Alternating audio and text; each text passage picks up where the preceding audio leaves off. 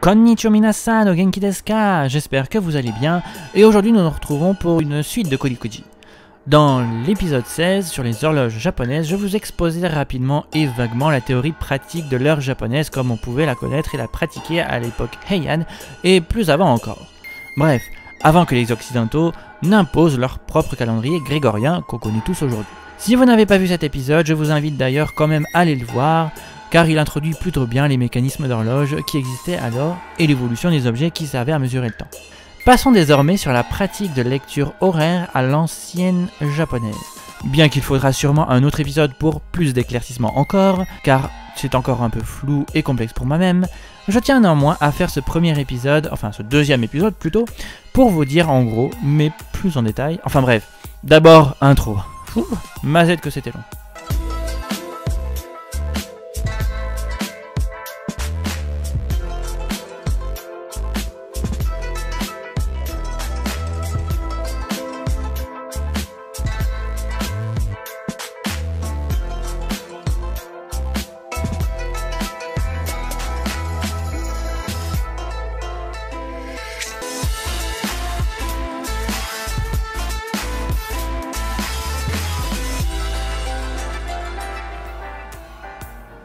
Commençons par le plus simple. Ah oui, parce que ça va se compliquer. Beaucoup se compliquer même. Comme précédemment expliqué, n'est-ce pas? Les heures étaient découpées en tranches de 2 heures occidentales. Ainsi, 2 heures de chez nous ne faisaient qu'une heure chez les sino-japonais.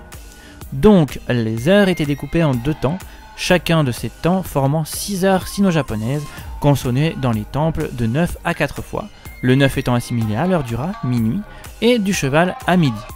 Bon, jusque-là, on avait déjà tout vu. Quand on sait cela, on a une bonne base. Mais ce n'est pas tout, car comment savait-il si on était 7 heures ou 8 heures par exemple? Et les demi alors? Une heure zodiacale, comme je vais l'appeler, équivalait à 2 heures grégoriennes et était appelée koku ou division en français. De base, on pourrait dire par exemple qu'il est l'heure du cheval ainsi, Umano Koku, la division du cheval. Cependant, cette division est elle-même divisée en 4 temps nommés Doki. Donc, toutes les demi-heures grégoriennes, sur un temps zodiacal de 2 heures, seront découpées de 1 à 4 quarts. Prenons comme exemple l'heure du cheval, midi. Umano Hitotsudoki, 11 heures, soit Umano Koku. Umano Hitotsudoki Han, 11h15, la demi du premier quart de l'heure du cheval. Umano Futatsudoki, 11h30, oui ça va être long. Umano Futatsudoki Han, 11h45. Umano Mitsudoki, midi, ou Umano Koku Han, donc la demi de la division du cheval. Umano Mitsudoki Han, midi 15, Umano Yotsudoki, midi 30, Umano Yotsudoki Han, midi 45. Aussi, on dira qu'il est Shogo quand il sera midi pile, et Shoshi quand il sera minuit pile, pour simplifier et dire que ce sont les pleines heures du milieu du jour ou de la nuit. Mais aujourd'hui, les Japonais n'ont gardé qu'une chose, c'est de dire qu'il est avant cheval, Gozen, ou après cheval, Gogo, en référence avec l'heure de l'époque, et parce que le cheval c'est midi, et qu'il est plutôt de mise qu'on vit surtout le jour. Bref, voici la liste exhaustive dans l'ordre de toutes les heures, images. Bon, ça, c'était les heures. Vous voyez, c'était simple. Si, c'était simple. Maintenant, si on ajoutait les jours. Comment on fait ça? Eh bien, en rajoutant les branches célestes dites Jikan. Oui, parce que je vous l'ai pas dit, hein, mais les signes du zodiaque représentent la branche terrestre ou Junichi, et ces 10 idéogrammes suivants composent les branches célestes, Jikan. Rien que ça. A partir de là, je préfère les énumérer dans l'ordre d'apparition, ce sera bien plus simple après pour vous. Kinoe, Kinoto, Hinoe, Hinoto, Tsushinoe, Tsushinoto, Kanoe, Kanoto, Mizunoe, Mizunoto. Ah, j'ai encore oublié de vous dire. Oui, ben désolé, je suis très en l'air. Il y a des aînés et des cadets tôt. Mais rassurez-vous, ils ne changent pas et s'alternent avec les 5 éléments qui se suivent pour donner les 10 branches célestes, tout simplement. Les 5 éléments représentés pour le calendrier dans l'ordre sont le bois, le feu, la terre, l'argent et l'eau, qui sont en effet découpés en 2 grâce aux aînés et aux cadets. Mais vous allez me dire, il manque 2 branches célestes pour se superposer avec les branches terrestres. Et vous avez raison. Pour tout bien caler, je vous invite à imaginer une étagère sur lesquelles vous voulez poser des éditions de livres petits et grands. Prenons pour l'exemple que les petits représentent les branches célestes et les grands les branches terrestres. Accrochez-vous, c'est là que ça se complique. Première étagère, On commence par mettre d'abord la première édition des petits livres, puis entre chacun, on place l'édition des grands livres. On se rendra compte que pour les 12 grands livres des branches terrestres, il manquera 2 petits livres des branches célestes pour combler toute l'étagère. Pas de panique, on a plusieurs éditions de livres tant grands que petits. Dans ce cas, on commencera à caler pour les 2 derniers grands livres de la première étagère, les 2 premiers livres de la seconde édition des branches célestes pour finir cette première étagère. Vous me suivez encore? Bon. Ensuite, on remarquera qu'en faisant de même pour la deuxième étagère, qu'il en manquera 4 petits livres de seconde édition des branches célestes. Mais on les comblera avec la nouvelle édition des petits livres de branches célestes. Comme précédemment, mais sauf que là, il y en a 4 qui manquent. Inutile de vous dire que pour la troisième étagère, il en manquera 6 qu'on comblera de la même façon. Puis pour la quatrième, il en manquera de nouveau 4. Cependant, ces 4-là seront comblés avec la fin de l'édition précédente. Et pour la cinquième étagère, il en manquera seulement 2 qu'on comblera encore de même avec l'édition précédente, pour finir par terminer et remplir cette dernière étagère avec la dernière édition des 10 petits livres. Tout ce rangement, jusqu'à arriver à un nombre de 12 grands et de 12 petits livres sur chacune des 5 étagères, qui feront au total 6 éditions de petits livres des branches célestes et 5 éditions de grands livres des branches terrestres, qui rempliront entièrement chacune des étagères. Ah, je vous avais dit que ça se compliquerait, hein. Bref. À chaque cycle de 60 duos de petits et grands livres, on alternera d'ailleurs pour la prononciation des branches célestes. Tantôt ce sera la lecture chinoise ou onyomi, tantôt ce sera la lecture japonaise de l'époque qui utilise ici les 5 éléments assimilés au cadet et au zénith. Ainsi, le premier jour d'un cycle pourra un coup se dire koshi en onyomi et le coup suivant kinoe-ne en kunyomi de l'époque. Mais les sino-japonais comprirent que plus que compter les jours ainsi, il était aussi super de compter les années sur ce même système. Aussi, on comptera les mois comme les années sur ce système sexagésimal.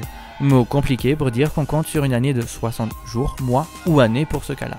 C'est pourquoi l'année 2018 était l'année du chien et que l'année 2019 est l'année du sanglier. C'est grâce à ce système, car oui, les signes zodiacaux ne sont pas classés dans le désordre, ni dans les heures, ni dans les mois, ni dans les années d'ailleurs. Dans les mois, pour faire court, la souris dit au chat de se montrer le 2e jour du 1er mois pour le nouvel an, car les dieux avaient convié les 12 premiers animaux du royaume qui arriveraient au nouvel an à un festin pour les symboliser. Et la souris monta sur le dos du bœuf, à qui elle lui dit de commencer à y aller. Ainsi, le 1er janvier, le bœuf étant lent mais ayant déjà commencé à s'y rendre, arriva au dernier mois de l'année.